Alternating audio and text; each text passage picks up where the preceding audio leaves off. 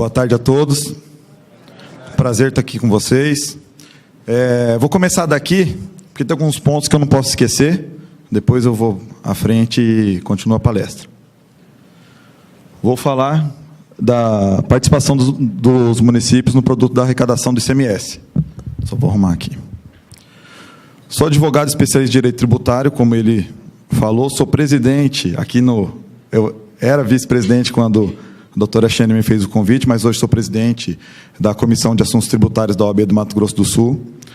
Atuo em diversas cidades do município, trabalhei na Prefeitura de Campo Grande durante muitos anos na área tributária.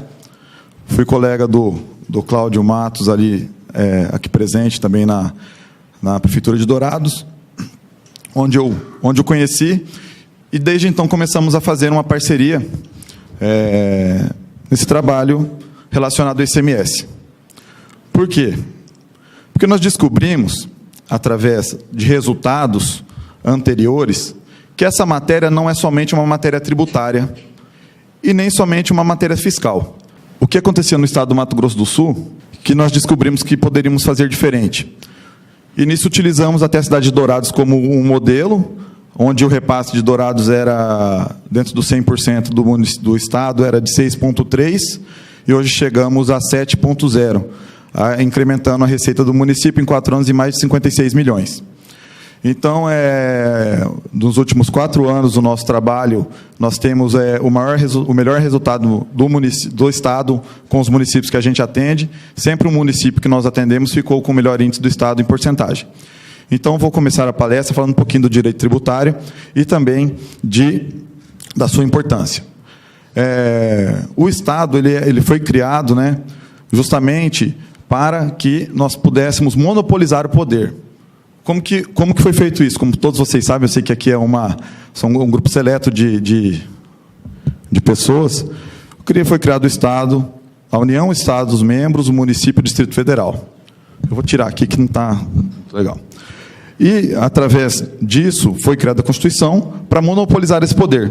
Para quê? Para que possamos atingir os fins do Estado, que é a política, educação, a saúde. Tudo bem. Para atingir esses fins, foi criado todo esse sistema para atingir o interesse público, que é da saúde e educação para todas as pessoas.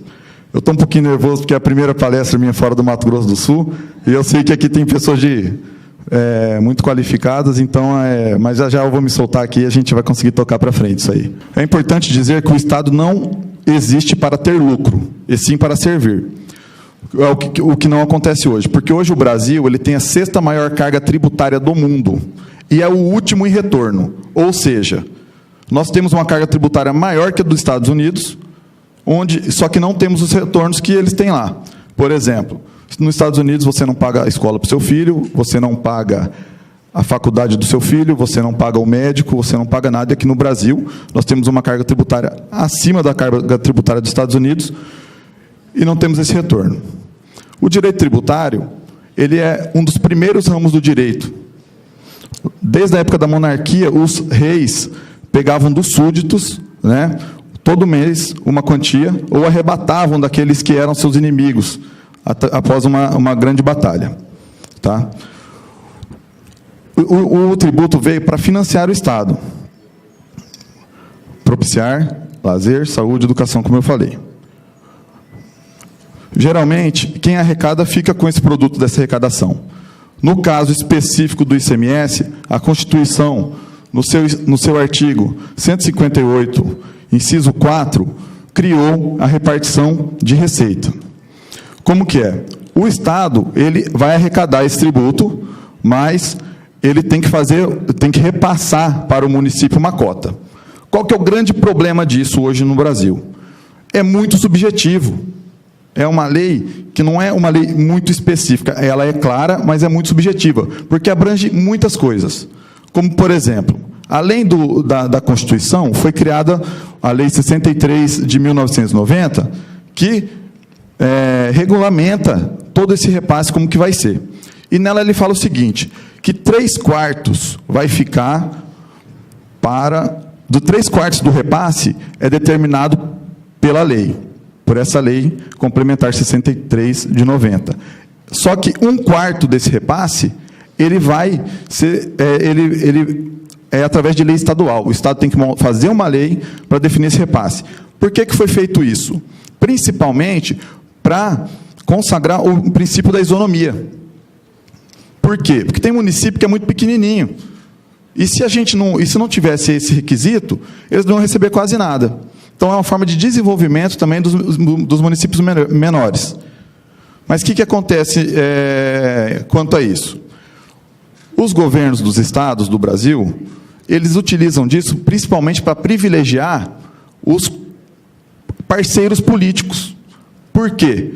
Porque o próprio Estado não consegue identificar corretamente quanto cada município tem que receber. E é o trabalho que nós fazemos. Por quê? Porque nós pegamos a fundamentação jurídica e um trabalho fiscal, que, ao meu ver, eu sempre falo isso para o Cláudio, é o mais importante. Tá? Por quê? O que o Cláudio faz na nossa parceria? Ele acha para mim os valores. Ele acha, olha, Otávio, passou tanto na cidade de Iguatemi, disso, tanto de frete, tanto disso, tanto daquilo. Então, tem os números. Por que nosso trabalho tem dado muito resultado lá? Nós juntamos a parte jurídica, a fundamentação jurídica, com o trabalho fiscal. Entendeu? Então, assim, a Procuradoria do Município ela tem que trabalhar em conjunto com os fiscais. Tá? E também, o outro problema que a gente tem é saber o que realmente passou, porque o Estado não informa para a gente. Esse ano nós enviamos mais de 18 ofícios para o Estado de Mato Grosso do Sul, e ele não fala para a gente o que está acontecendo. Daí que vem a importância também de ter um sistema na prefeitura que possa achar esses valores, interligado, para conseguir, mensalmente, saber o que está passando em cada situação. Bom, acho interessante aqui também dizer o seguinte: a obrigação de arrecadar é do Estado. O município tem essa participação, mas ele não pode arrecadar. Se o Estado deixar de arrecadar, o município deixa de receber. Não tem como o município tomar a frente. Olha, eu sei que está gerando um ICMS aqui, eu vou arrecadar. Impossível. Então, o que ele tem que fazer? O município, inclusive, pode fiscalizar o Estado, informar. Por exemplo, tivemos um caso na cidade de Pedro Gomes, onde uma empresa de Pedro Gomes estava gerando ICMS, uma empresa dentro do município de Pedro Gomes, gerando ICMS para uma empresa, para a cidade vizinha de Sonora. Então, o que nós fizemos? Notificamos o Estado, notificamos a cidade, explicamos, olha, a Constituição é clara, dentro do território do município, gera o ICMS para o município X. E conseguimos até reverter essa situação lá. A Constituição é muito clara. O município tem direito de receber rigorosamente, exatamente igual à guisa que lhes cabe. Qual que é o grande problema disso? O grande problema é você saber qual é essa guisa que lhe cabe. Como que você vai provar para o Estado que aquele valor é seu, que gerou aquele ICMS? É a grande dificuldade de todos os municípios. No Mato Grosso do Sul, nós temos, em média, 15 a 16 cidades por ano que não impugnam o repasse. O que acontece? Ela não impugna, o índice vai lá embaixo. E não sei se vocês sabem, mas o ICMS tem que ser, no mínimo, a segunda ou terceira maior arrecadação de cada município. Porque ele é o tributo que é mais arrecadado. O tributo estadual e municipal que é mais arrecadado. Então, muito município é prejudicado por falta de conhecimento.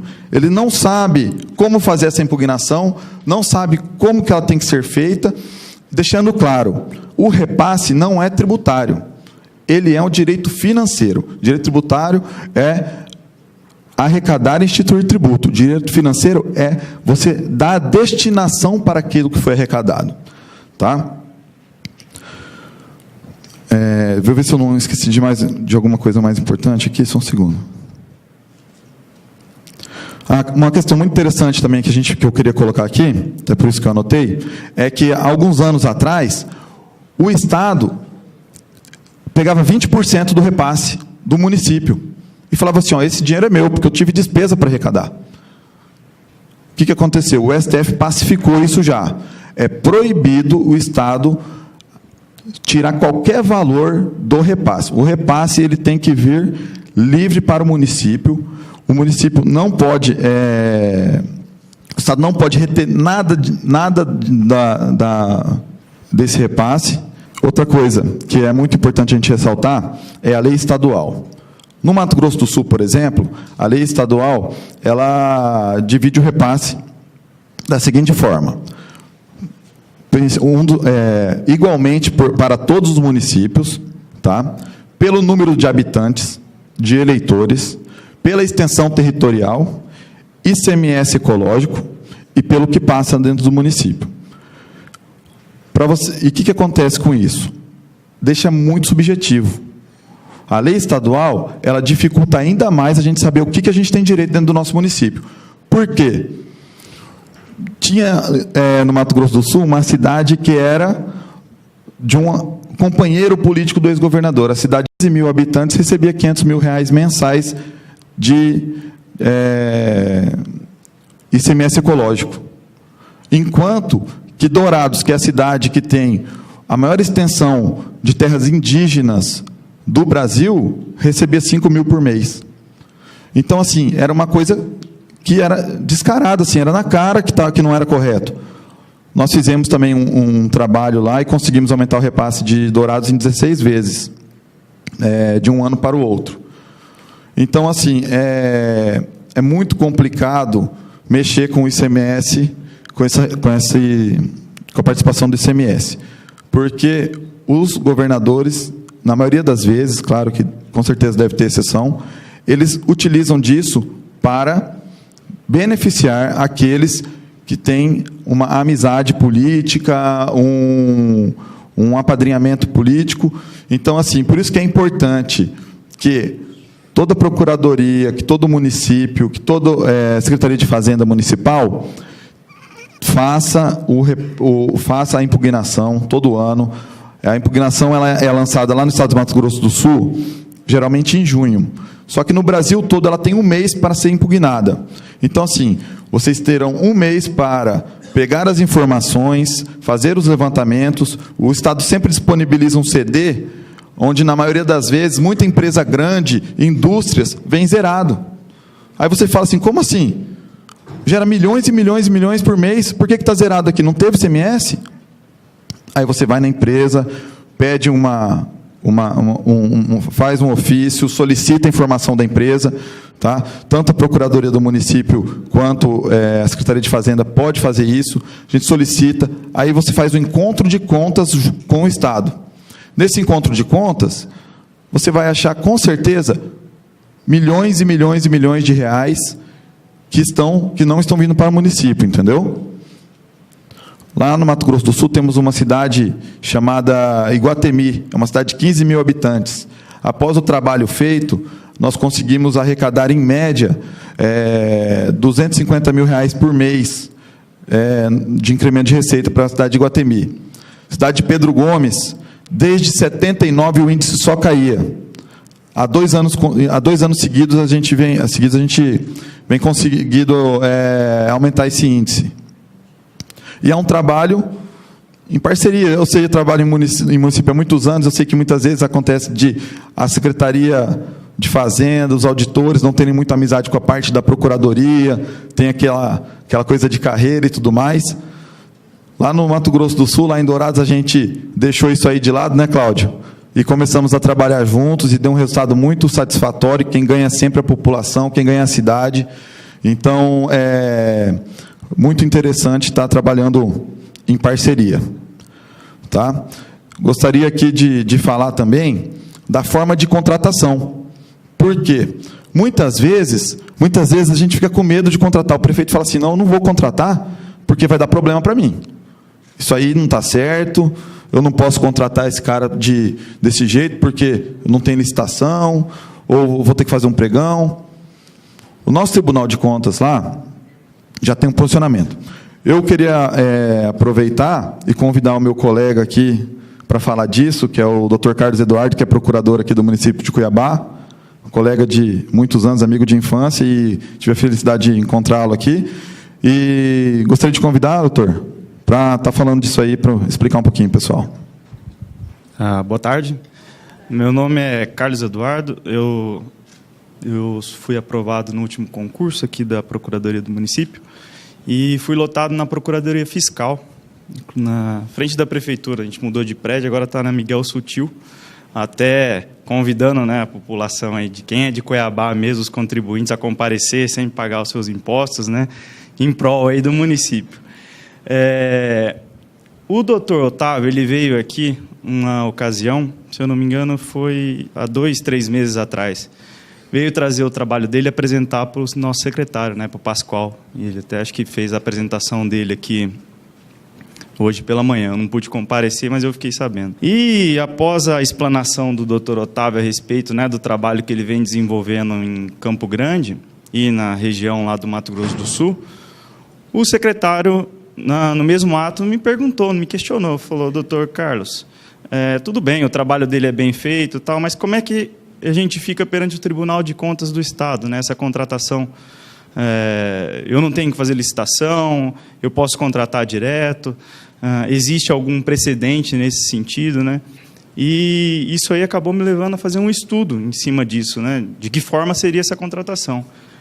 Eu recorri ao site do Tribunal de Contas aqui do nosso estado e verifiquei que já houve denúncias contra alguns municípios, algumas prefeituras, em que houve contratação direta, né, de escritórios de advocacia, de advogados também, com base na Lei 8666, especificamente em relação à inexigibilidade.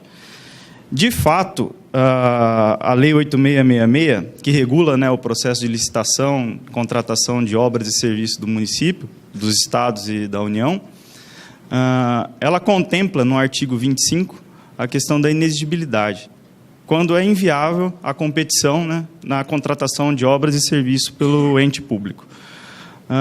Nesse dispositivo, tem o inciso 2 lá, que diz a respeito do serviço técnico especializado, que aí se encontraria a prestação de serviços advocatícios. Ele faz remissão ao artigo 13, inciso 1, que lá diz o patrocínio de causas e defesa de processos judiciais.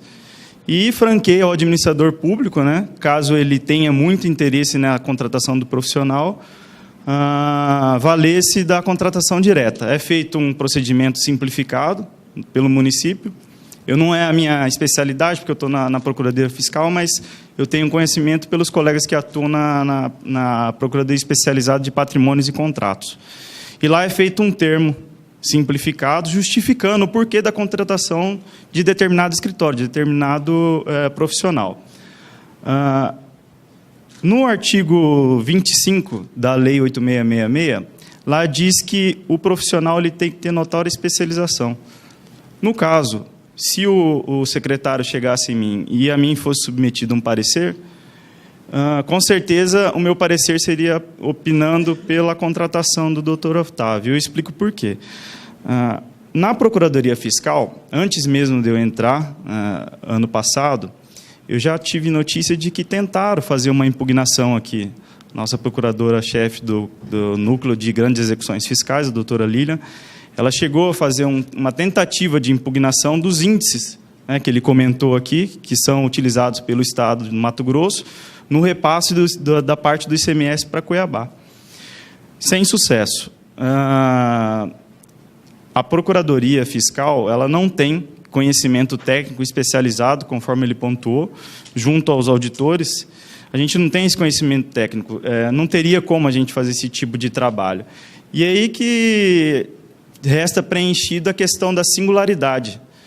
Além do serviço do profissional ter que ter a notória especialização, ele tem que ser um serviço de natureza singular, que é o caso do trabalho realizado por ele.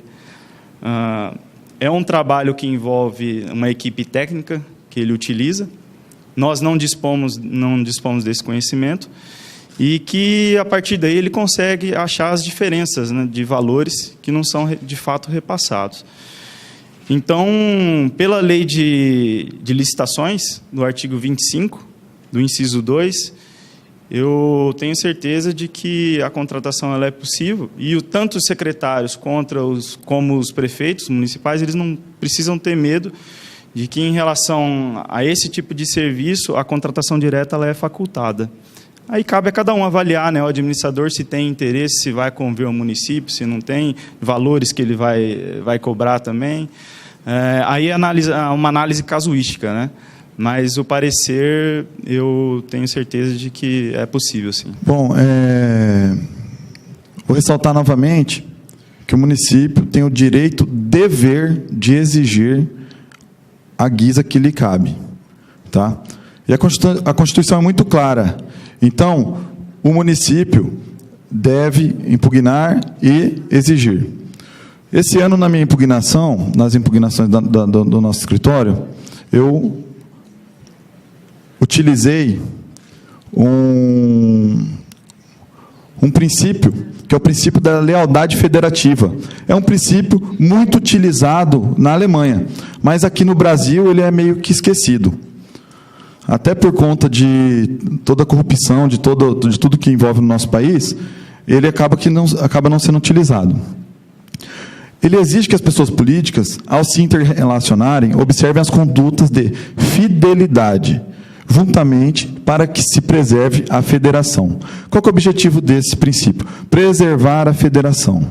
Hoje em dia, a gente vê no nosso país, diante de tudo que a gente vem passando, aí, de tudo que a gente vem vivenciando, né, com toda essa corrupção, que a União não respeita o Estado não respeita o município. Quem paga mais o pato? O município. Hoje em dia, se o município não estiver com a sua gerência, vamos dizer assim, tributária redonda, ele não consegue sobreviver. Não consegue sobreviver. Saindo um pouquinho do ponto específico do ICMS, em Dourados, onde trabalhamos juntos, de um ano para o outro, nós conseguimos arrecadar, até o mês de maio, o que, de IPTU e ITBI, mais do que o ano anterior todo. Por quê? Porque nós identificamos muita coisa ali que não estava correta. Por exemplo, tinha imóvel de R$200 mil que pagava R$16 de IPTU. Como que o município vai viver desse jeito? Ele vive da arrecadação dos impostos. Entendeu? O que foi feito lá? Foi feita a nova planta genérica do município, a atualização dos valores, e não tivemos uma ação. Aumentamos imóveis, às vezes teve imóvel que a gente aumentou 600% o valor do IPTU.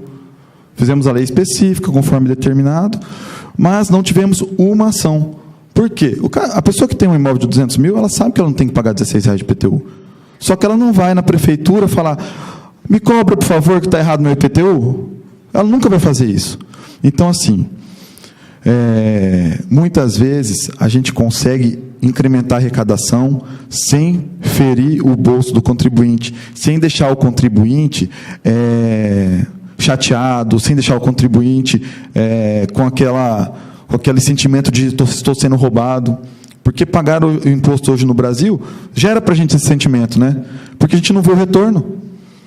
A gente paga, tem que pagar a escola do filho, tem que pagar a Unimed, tem que a faculdade. Então, assim, acredito que todos aqui sejam da área fiscal, tributária e fiscal. Então, cabe a nós trabalharmos de acordo com a legalidade sempre, mas sempre tentando fazer o município arrecadar da melhor forma. E, muitas vezes, a solução é simples, como foi no nosso caso lá de aumentar a arrecadação através da planta genérica e da lei específica. Porque você não pode aumentar acima da inflação, mas se tiver lei específica, você pode. Então, acho que é isso. Eu vou encerrando por aqui, vou abrir para as perguntas.